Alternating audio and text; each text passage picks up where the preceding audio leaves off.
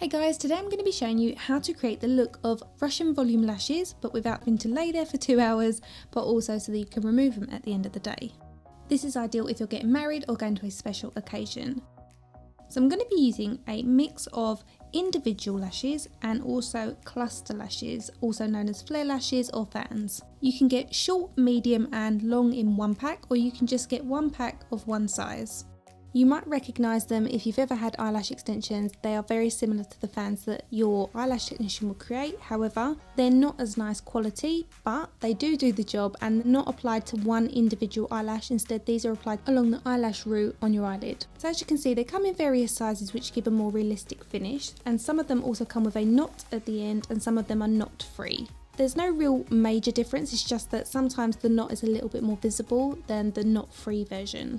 A lot of people say they find it quite difficult to remove the individual lashes from the packaging. So I have a little tip for you. If you struggle to slip your tweezer underneath the eyelash to remove it, bend the packaging and what you're going to see is that it lifts the actual eyelash off, which enables you to slip your tweezer underneath, grasping it at the root and then pulling it away successfully without damaging the eyelash. The key is to leave your lashes in a natural state, no curling, no mascara. I'm going to use a mix of the knot and the knot free ones just to show you that it doesn't really make much difference at all. I'm dipping the very tip of the eyelash into a little bit of Duo Glue. This will dry clear, and then placing that on the root of the eyelash. Now don't worry if you get a few that come away from the very root, you can just use your finger while it's wet to push it backwards and towards the root of the eyelash, and it will meet the seam of your skin. Now don't worry, not every single eyelash that you apply is going to be identically in place. Especially when you're right-handed and you're working on your left eye like I am, you would definitely get a couple of eyelashes that don't meet the root of your eyelash, but that's absolutely fine.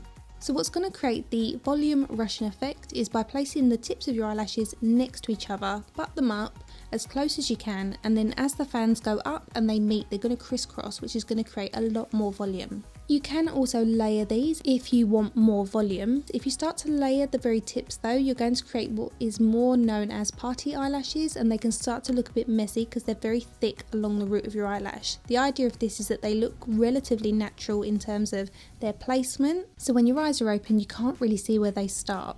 When you get to about halfway along, you want to apply smaller versions of the eyelashes, but don't apply any to the inner quarter of your eye.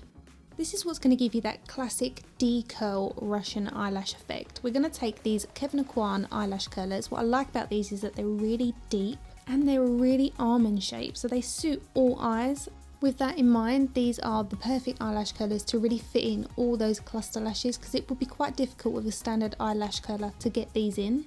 The key is to give these a soft pinch, just slightly lower than the tip of the eyelashes. And when I say tip, I don't mean the ends, I mean the actual root where they are placed.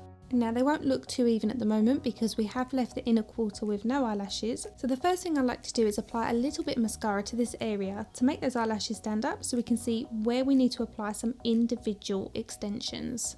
I'm also applying a light coat of mascara underneath the extensions and blinking onto that just to coat my natural lashes. My natural eyelashes are a lighter shade than the black extensions that I've applied, so we do want to apply a little bit of mascara, not just to colour them but also to fuse them to the extensions. Whenever my sister does my eyelash extensions for holidays, I always ask her to break the rule of that kind of perfect Russian volume look and create more of a messy appearance and a bit more of a spiky look. Because I am used to wearing mascara and I get kind of more of a pointy look with mascara, I miss that if I wear Russian, so I do like to apply a very tiny amount to the mid shaft of the eyelash so it looks a little bit more like a mix of Russian volume and mascara. Now I'm going to the inner quarter of my eye and applying 3 individual lash extensions. It creates more balance and evens out the length of the eye all the way across, but it's not too voluminous on that inner corner because to me that's not as natural. I mean, clearly they're not natural, but what I mean is we are mimicking kind of the natural pattern of our eyes as best we can. So thicker and voluminous on the outer half of the eye, and then on the inner half we get a little bit thinner and shorter. So by adding only 3 individual full length lashes, it kind of adds the balance to the rest of the eye, but it isn't too thick on that inner corner. I usually only do one eye when I'm doing eyelash tutorials, but a lot of you always ask if I can show both, so this time I'm just going to leave this playing with the second eye so you guys can see the process the second time, but I'm also going to show you how the individual lashes look in comparison, one eye completed and the other eye with the individual lashes without crimping them with the eyelash curler, because often when I'm working on clients and I'm applying individual lashes, especially for bridal makeup, I don't use the eyelash curlers on them because I don't want them to be too full on.